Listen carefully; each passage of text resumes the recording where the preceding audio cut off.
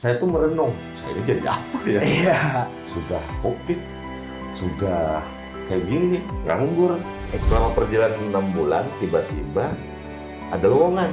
Sampean mengajar digaji dengan nominal sekian-sekian. Yang penting saya ada penampungan. Ketika Bunda mengamanatkan saya akan bekerja sebaik-baiknya dan Bunda akan yakin dan tidak akan kecewa dengan saya. Duduk saya merenung dengan penuh kehampaan. Tiba-tiba telepon pertama itu berdering karena saya terlalu terhanyut terlalu dalam. Telepon yang tidak saya angkat, beliau matikan. Akhirnya saya telepon balik, ternyata Pak Rano, oh ya Bun, ini kita dari SMKN 1 Kertakanyar. Nah dari situlah saya mulai bangkit dari tidur saya.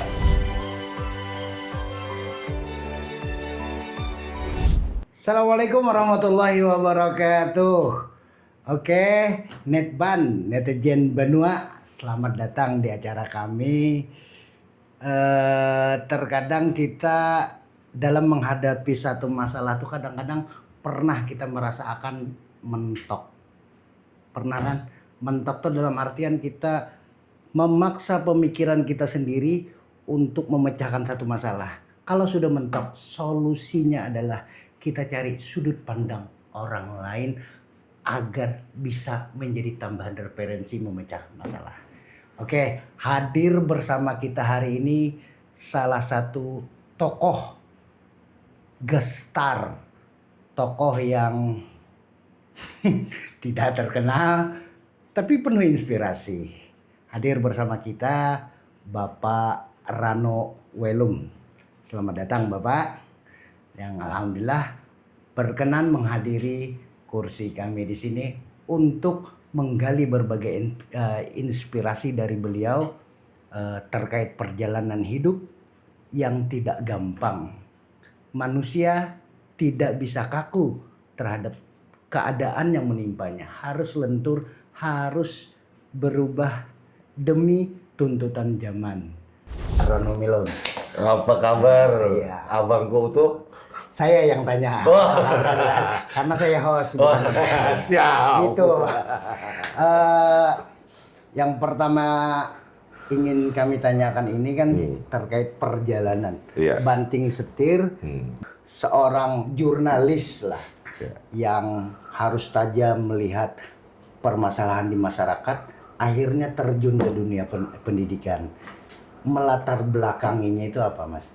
Di waktu sebelum saya keluar, saya itu mencoba sebenarnya sistem pendidikan itu seperti apa sih, menyenangkan itu.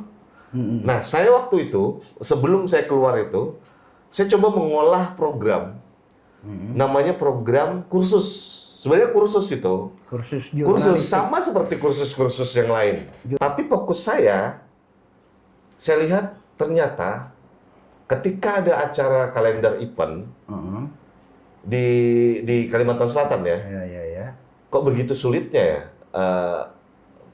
mencari pemandu wisata yang bisa berbahasa Inggris. Yang saya lihat itu ya para senior-senior, para mahasiswa-mahasiswa yang sudah ngerti.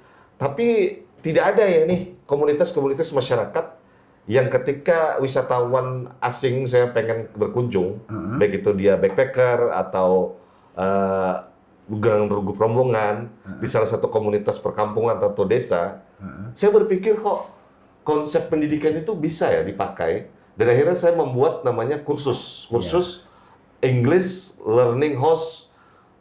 Pertamanya kursus English Learning untuk petani waktu itu.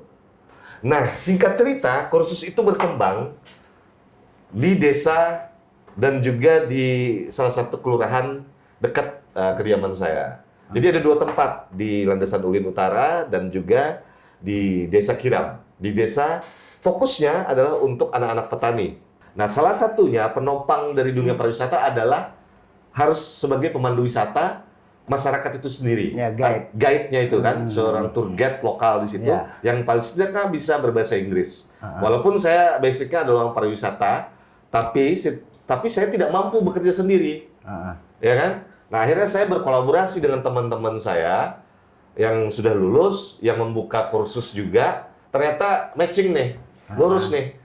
Akhirnya jalan. Jalan selama 6 bulan perjalanan. Sebelum saya keluar. Ada peminat. Banyak sekali membeli dan itu gratis loh, gratis sama Dananya sekali. dari? Yaitu dana itu swadaya. Ketika saya menjalankan kursus itu, tetap lanjut. Meledaklah corona. S2 apa? Administrasi, Pak. Administrasi publik saya. Administrasi publik. Publik. S1-nya? S1-nya administrasi bisnis. Konsentrasinya pariwisata. Pariwisata. Diplomanya saya perhotelan, pariwisata perhotelan. Perhotelan. Diploma dulu, dari SMK. Saya ini memang anak pariwisata awalnya. SMK 4 Banjarmasin, saya anak perhotelan, jurusan perhotelan, kemudian melanjutkan kuliah, diploma pariwisata perhotelan, kemudian S1-nya administrasi bisnis, konsentrasi pariwisata, kemudian pasca sarjana saya magister administrasi publik, tapi tesisnya saya ngangkat program tayangan di Banjar TV. Jadi saya membuat masih koheran atau sejalur dengan pariwisata S2-nya? masuk karena waktu itu saya bikin bukan bikin sih, saya kerjasama kolaborasi dengan rekan saya, ada program namanya Dian Kenjot. Nah, Dian Kenjot itu suka jalan-jalan. Nah, jalan-jalan kan pariwisata juga, ya. Nah, saya hubungkan itu korelasinya program tersebut dalam peningkatan tayangan pemasaran atau promosi pariwisata lokal. Nah, masuk tuh di tesis saya. Ya. Itu tesis S2-nya. S2 saya itu. Tidak jauh dari dunia media. Berarti sebelumnya pas jurnalistik tidak ada basic secara formal ya tentang kejurnalan. Artinya Tidak ada. dari pendidikan. Iya. Pure, Karena pure melatih diri, akhirnya ingin belajar lah, Pak. Untuk ke pendidikan? Pendidikan itu secara latar pendidikannya dari mana? tidak sama sekali, Pak. Latar pendidikan asli. Ketika masukkan CV pendaftaran gimana? Nah, itu punya cerita lagi. Nah, keistimewaannya waktu itu kan corona tuh. Corona 6 bulan saya tuh. Yeah. Lumayan tuh. Selama perjalanan 6 bulan, tiba-tiba ada lowongan. Mencari guru pariwisata di SMK di Kertakanyar. Ya udah saya coba-coba kan, namanya juga keyakinan kan. Yeah. Saya bawa tuh bikin lamaran kan. Ya namanya tahu nggak ada yang betapa bahkan orang lain menganggap itu nggak masuk akal. Iya. Ya kan? Nggak masuk akal. Saya itu adalah pelamar yang nomor urut 5. Oh, sudah ada 4 sebelumnya. Sudah ada 4. Dan aneh ya, ceritanya di unik. Pelamar pertama itu benar-benar linearitas orang pariwisata. Benar-benar S1-nya orang pariwisata. Ya. Dan entah kenapa, mungkin bukan itunya ya, rezekinya, dengan berbagai macam alasan, dengan berbagai cerita. Nah, itu akhirnya dengan berbagai alasan tidak bisa naik motor katanya. Alasan. Ya kan? Alasannya kita nggak tahu alasannya. Nah, yang kedua, lamaran yang orang kedua itu ditelepon nggak pernah ngangkat. Nah, habis itu yang ketiga itu sama, nggak diangkat. Yang keempat sama, nggak diangkat juga. Rezekinya sampean begini. Nah, justru sebelum rezeki itu datang ke saya, ada cerita saya itu ke salah satu taman Taman Cahaya Bintang. Itu tempat saya pertama. Saya tuh merenung, saya ini jadi apa ya? Iya. Sudah COVID, sudah kayak gini, nganggur.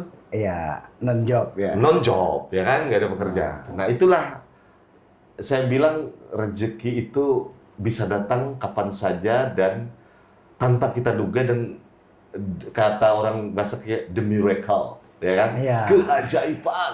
Nah, saya duduk di taman itu, Cahaya Bintang, daerah Cempaka itu saya ingat tuh. Duduk saya merenung dengan penuh kehampaan, dengan penuh marista lah di orang tua kan.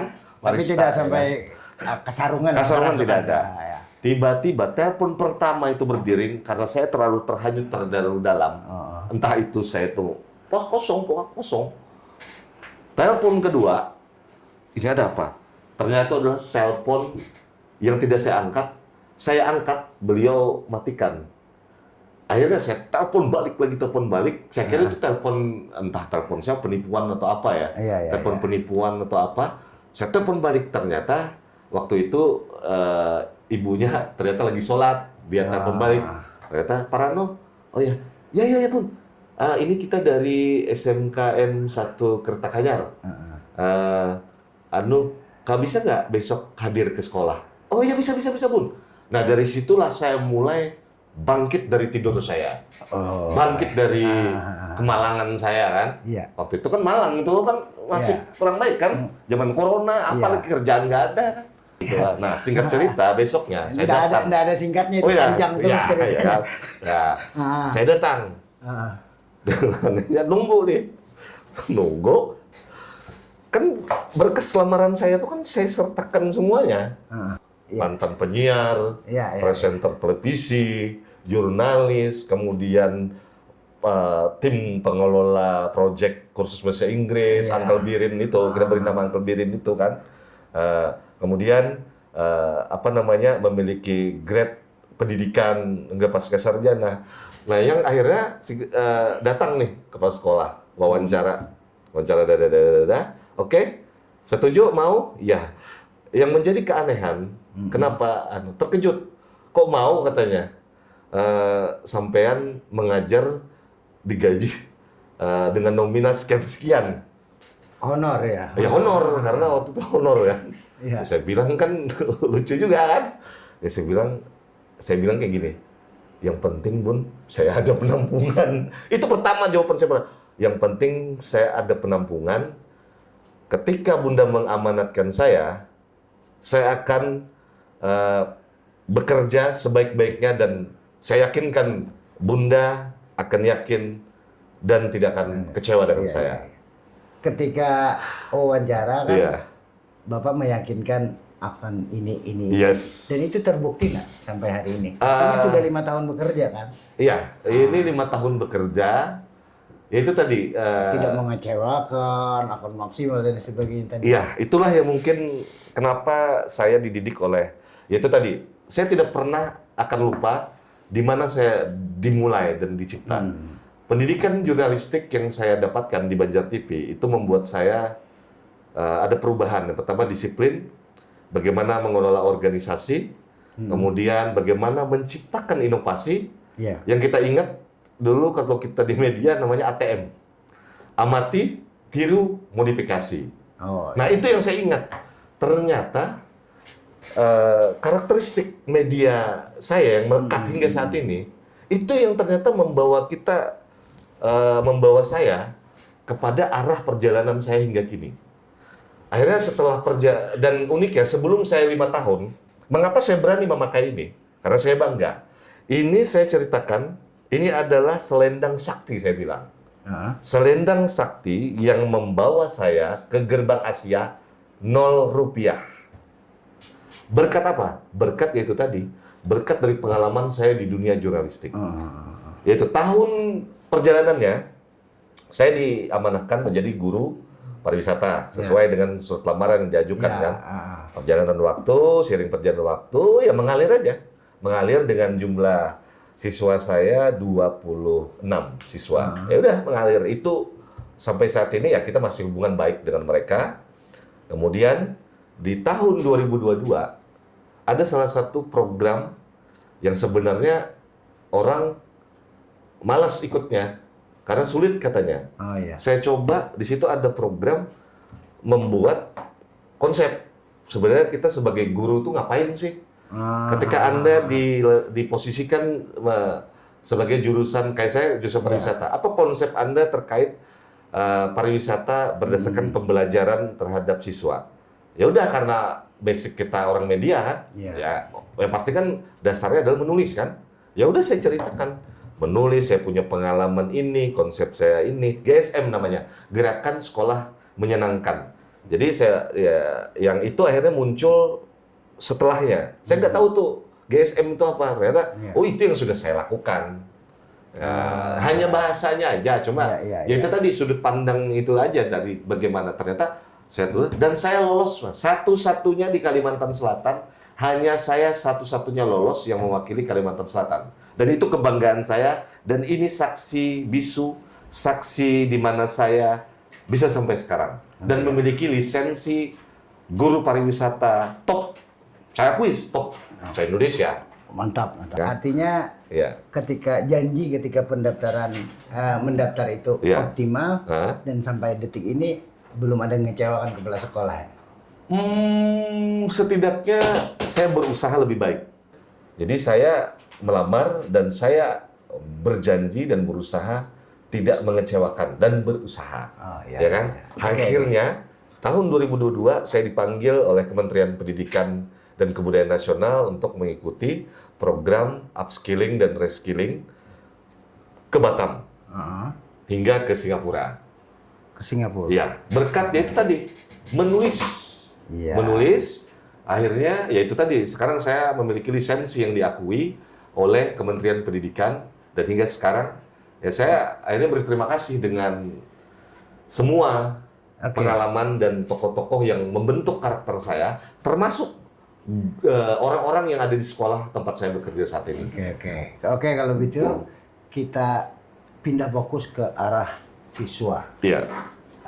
SMK ini kan sistemnya kejuruan kan, ada jurusan, Iya. dan biasanya basisnya peminatan. Iya. Sampai saat ini seberapa besar sih minat siswa itu terakomodasi dengan jurusan yang sesuai?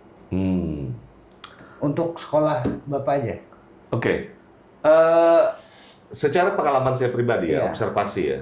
Seberapa minat siswa terakomodir untuk Banyak sesuai? Siswa itu hampir mereka minatnya itu melihat keberadaan jurusan yang sudah lama sebenarnya. Sudah lama ikut-ikutan dan ya itu tadi terpaksa. Oh, Ya. iya. Terpaksa harus sekolah. Ada yang seperti itu? Ada. Nah, mengapa akhirnya saya coba menggali lebih dalam, mengubah paradigma ketika misalnya dia tidak sampai ataupun lolos di sekolah lain, jangan berkecil hati. Misalnya nih tempat saya, Ya. karena tidak famous, tidak terkenal apa segala macam. Nah, kita sebagai guru, itulah peran kita. Bagaimana mengubah mindset seorang peserta didik. Bagaimana mereka punya minat dan motivasi. Apa yang sudah kalian terjadi, ya sudah terjadilah. Yang bisa kita ubah adalah bagaimana seorang guru sebagai mengajar, membimbing, memotivasi, kemudian mengevaluasi dan mengidentifikasi bagaimana perubahan demi perubahan mereka yang harusnya kita hilangkan. Mereka itu sebenarnya punya minat, kita ubah pola pikir mereka bagaimana bangga terhadap apa yang sudah mereka pilih. Oke, terima kasih Bapak Rano Wilum, Netban, netizen Banua. Oke, ini saatnya kita berpisah, tapi ada inspirasi yang perlu kita ambil dari perjalanan hidup beliau. Kita kadangkala memiliki cita-cita, memiliki mimpi, yang mimpi kita sudah kita desain begitu rupa, ternyata faktanya tidak sesuai dengan apa yang kita harapkan. Apa yang kita harus lakukan? Kita harus bisa menyesuaikan diri dengan keadaan dan kita melangkah lagi di keadaan yang baru walaupun berseberangan dengan keinginan kita. Bapak Rano Wilum contohnya, dari satu profesi beliau totalitas. Beliau menghabiskan waktu untuk satu profesi, ternyata keadaan menuntut beliau untuk pindah ke profesi lain, tidak menyurutkan semangat beliau. Kembali beliau belajar totalitas, dan yang utama cinta terhadap profesi. Dan profesi terakhir beliau adalah seorang guru. Betapa cintanya beliau dalam pendidikan anak, dan ini yang bisa menginspirasi kita. Dan khusus Netban, apalagi anak-anak kita yang mempunyai visi misi kehidupan dan masuk ke dunia pendidikan yang mempunyai jurusan-jurusan yang diinginkan. Ternyata faktanya keluar dari jalur itu atau tidak sesuai dengan harapan. Coba contoh beliau, totalitas, cintai lagi apa yang terjadi dalam diri kita, apa yang sudah dipilihkan Allah untuk kita. Insya Allah itu jalan menuju sukses. Terima kasih hadir nanti bersama kita semua lagi sudut pandang dan semoga menginspirasi. Assalamualaikum warahmatullahi wabarakatuh.